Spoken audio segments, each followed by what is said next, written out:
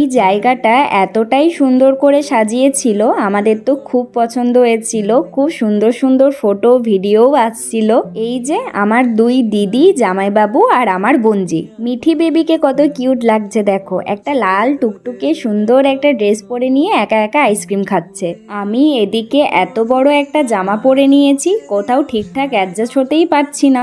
আমি এই 360 ডিগ্রি মেশিনে জীবনে প্রথমবার উঠলাম। আমি তো ঠিকঠাকভাবে ম্যানেজই করতে পারছিলাম না নিজেকে। মানুষজন এখানে ওঠে কিভাবে এত সুন্দর সুন্দর ভিডিও বানিয়ে ফেলে কি জানি। আমি কত প্ল্যান করে রেখেছিলাম যে এখানে নাচ করতে করতে ভিডিও বানাবো, আমি তো ঠিক করে ঘুরতেই পারছিলাম না, নাচ তো দূরের কথা। এই দেখো আমার হেয়ারস্টাইলটা আমি কি সুন্দরভাবে করিয়েছি, তবে কালগুলো চলে গেছে। এই আইল্যাশগুলো খুলে যেন আমার চোখ আবার নতুন করে জীবন পেল।